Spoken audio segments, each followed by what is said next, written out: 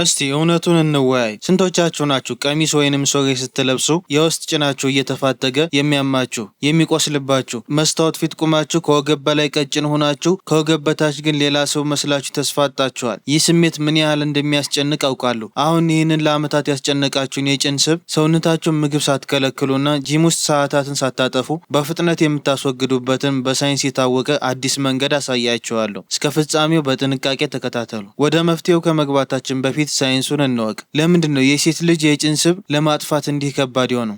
አንድ አስደንጋጭ እውነተኛ ሳይንስ ላካፍላችሁ። ታውቃላችሁ? የሴት ልጅ ተፈጥሮ ከወንዶች በተለየ መልኩ አብዛኛውን የሰውነት ስብ በቀጥታ ወደ ጭንና ዳሌ አካባቢ እንዲከማች ተደርጎ ነው የተሰራው። ይህ ዝም ብሎ የተፈጠረ አይደለም። ሰውነታችሁ ለወደፊት ለጽንስና ልጅ ለማሳደግ አቅም እንዲሆነው ብሎ ጭናችሁ ልክ እንደ አንድ ባንክ ካዝና አስመስሎ ነው ያዘጋጀው፣ እየቆጠበ ለመጠቀም።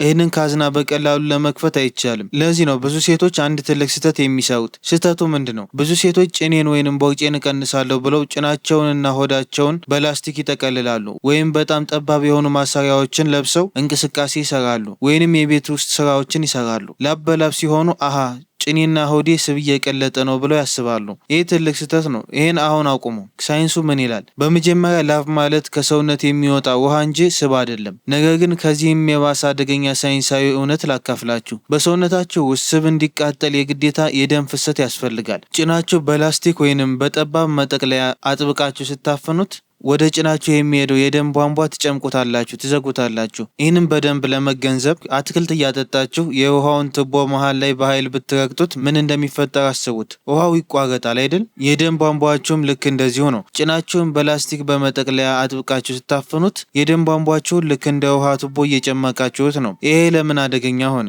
ምክንያቱም ስብ አቃጣይ ሆርሞኖች ወደ ጭናችሁ ስብ ሊደርሱ የሚችሉት በደም አማካኝነት ብቻ ነው። የደም ፍሰቱ ሲገታ እነዚህ ሆርሞኖች መንገዱ ይዘጋል ባችኋል፣ ወደ ስቡ መድረስ አይችሉም። በአጠቃላይ በገዛ እጃችሁ ጭናችሁን በማፈን ስቡ እንዳይቀልጥ መከላከያ ጋሻ እያበጃችሁለት ነው። ውጤቱስ ምን ይሆናል? በላብ መልክ የሰውነታችሁን ውሃ አሟጦ ከማጥፋት ውጭ ያ የተንጠለጠለና የሚያስጨንቅ የጭን ስብ ትንሽም እንኳን ንቅንቅ አይልም። የጭን ስብ እንዳይቀንስ የሚያደርግ ሌላ አደገኛ ጠላት አላችሁ። እሱ ማን ነው? በሰውነታችሁ የስብ ሴሎች ውስጥ ሁለት አይነት ተቀባዮች አሉ። አንደኛው አልፋ ሪሴፕተር ይባላል። እነዚህ ክፉ ጠላቶች ናቸው። ስራቸውም ስብን አጥብቆ መያዝና እንዳይቀልጥ ማድረግ ነው። ሁለተኛው ደግሞ ቤታ ሪሴፕተር ይባላሉ። እነዚህ ደግሞ ጀግኖች ናቸው። ስራቸው የስብ ካዝናውን ከፍተው ስቡ እንዲቃጠል ማድረግ ነው። ችግሩ ያለው እዚህ ጋ ነው። የሴት ልጅ ጭንና ዳሌ አካባቢ ያለው አብዛኛውን የስብ ሴል የተሞላው በክፉዎች በአልፋ ሪሴፕተሮች ነው። ለዚህ ነው ጭናችሁ ንቅንቅ የማይለው። አልፋ ሪሴፕተር ካዝናውን ቆልፎ ቁጭ ብሏል። ታዲያ ጀግኖች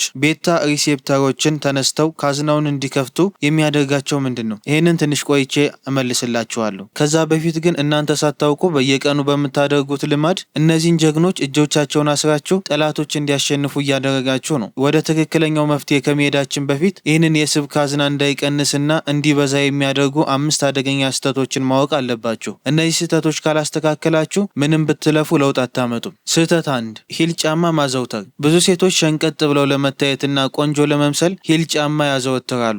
ነገር ግን ይህ ጫማ የጭናችሁን ቅርጽ ሙሉ በሙሉ እያበላሸው እንደሆነ አታውቁም። ሳይንሱን ልንገራችሁ። ሂል ጫማ ስታደርጉ የሰውነታችሁ ሚዛን በግድ ወደፊት ያዘነብላል። ታዲያ ወደፊት እንዳትወድቁ ሰውነታችሁ ምን ያደርጋል? መላ የሰውነታችሁን ሸክም በፊት ለፊት የጭን ጡንቻችሁ ላይ ይጥለዋል። ይህ ማለት ቀንም ሙሉ ጭናችሁ በከፍተኛ ጫና ውስጥ ሆኖ ይውላል ማለት ነው። ይሄ አላስፈላጊ ጫና የፊት ለፊት የጭን ጡንቻችሁ ከሚገባው በላይ እንዲገዝፍ እንዲተልቅ ያደርገዋል። በተጨማሪም አቋማችሁ ወደፊት ስለሚያዘነብል ጭናችሁና ዳሌያችሁ ትክክለኛ ቅርጹን አጥቶ ይበልጥ ገዝፎ እንዲታይ ያደርገዋል። ቀላል መፍትሄ፣ በየቀኑ ሂል ጫማ አትልበሱ። ምቹ የሆኑ የጫማዎችን ተጠቀሙ። እንዲሁም ስትቆሙ ዳሌያችሁን ወደ ኋላ ገፋ በማድረግ ሆዳችሁ ወደ ውስጥ ሰብስባችሁ ቀጥ ብላችሁ መቆም ልመዱ። እንደዚህ አቋማችሁን ማስተካከል ብቻ የጭናችሁን መልክ ወዲያውኑ ሸንቃጣ እንዲሆን ያደርገዋል። ስህተት 2፣ ረጅም ሰዓት በአንድ ቦታ መቀመጥ። ቢሮ ውስጥ ቀንም ሙሉ ትቀመጣላችሁ፣ ማታ ሶፋ ላይ ትዘረግፋላችሁ። ለምን ይህ ጎጂ ሆነ? ጭናችሁ አካባቢ ያለው የደም ፍሰት ልክ እንደ ቆመ ውሃ ይሆናል። ደም ካልተንቀሳቀሰ ደግሞ ስብ አቃጣይ ሆርሞኖች ወደ ጭናችሁ መድረስ አይችሉም። መንገዱ ተዘግቷል ማለት ነው። ቀላሉ መፍትሄ ኒት ነው። ኒት ማለት ነን ኤክሰርሳይዝ አክቲቪቲ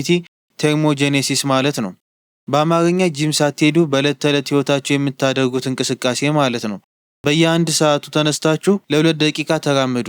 ሊፍት ከመጠቀም ደረጃ ውጡ። የደም ፍሰት ወደ ጭናችሁ ሲደርስ የስብ ካዝናው ይከፈታል፣ ይቀልጣል። ስህተት 3 እግርን አጣምሮ መቀመጥ። ይህኛው አብዛኞቻችን ሳናውቅ እንደ ውበት ወይንም ደግሞ እንደ ስነ ስርዓት አስበን የምናደርገው ልማድ ነው። ቢሮ ውስጥም ሆነ እቤት ሶፋ ላይ ስትቀመጡ ሁልጊዜም አንዱን እግራችሁን በሌላው ላይ ታጣምራላችሁ። ለምን ይህ ጎጂ ሆነ? ቅድም የነገርኳችሁ የደም ቧንቧና የውሃ ቱቦ ምሳሌ አስታውሱ። እግራችሁን አጥብቃችሁ ስታጣምሩት ወደ ጭናችሁ የሚሄደውን የደም ቧንቧና የቆሻሻ ማስወገጃ መስመር በገዛ እጃችሁ ትዘጉታላችሁ። ደም በትክክል ካልተንቀሳቀሰ ስብ አቃጣይ የሆኑት ጀግኖች ሆርሞኖች ወደ ጭናችሁ መድረስ አይችሉም። የማሰው ደግሞ ቆሻሻውና ፈሳሹ እዛው ጭናችሁ ላይ ታፍኖ ስለሚቀር የሴሉላይት ወይንም የብርቱካን ልጣጭ የሚመስል የተበላሸ ቆዳ የሚፈጠረው በዚህ ምክንያት ነው። ቀላል መፍትሄ፣ ስትቀመጡ ሁልጊዜም ሁለቱንም እግራችሁ መሬት ላይ አድርጋችሁ በትክክል ተቀመጡ።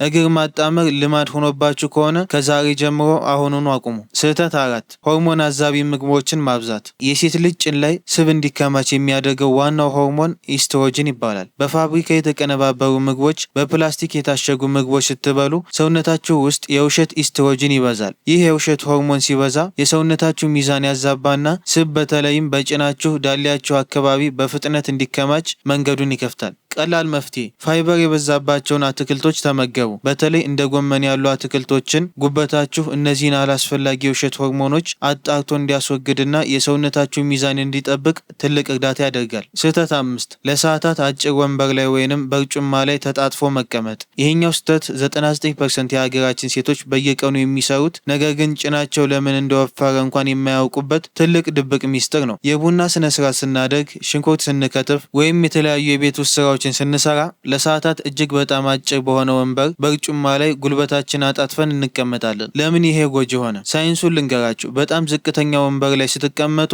ጉልበታችሁ ከዳሌያችሁ በላይ ወደ ላይ ይነሳል። በጭናችሁና በዳሌያችሁ መሀል ያለው መገጣጠሚያ በከፍተኛ ሁኔታ ይታጠፋል፣ ይጨመቃል። ይህንን በደንብ ለመረዳት አትክልት እያጠጣችሁ የውሃውን ቱቦ መሀል ላይ ለ2 ብታጥፉት ውሃው እንዴት እንደሚቋረጥ አስቡት። የደም እንቅስቃሴ ከተስተጓጎለ ደግሞ ቅድም የነገርኳችሁ ስብ አቃጣይ ጀግኖች ሆርሞኖች ወደ ጭናችሁ ገብተው ስቡን ማቅለጥ አይችሉም። መንገዱ ተዘግቷል ማለት ነው። የባሰው ደግሞ ፈሳሹና ቆሻሻው እዛው ጭናችሁ ላይ ታፍኖ ስለሚቀር ጭናችሁ ይበልጥ ያብጣል፣ ይገዝፋል። እንዲሁም የብርቱካን ልጣጭ የሚመስል ሴሉላይት ይወጣል። ቀላሉ መፍትሄ፣ ስራ ስትሰሩ ወይንም ቡና ስታፈሉ በተቻለ መጠን ከፍ ያለ ወንበር ላይ ተጠቀሙ።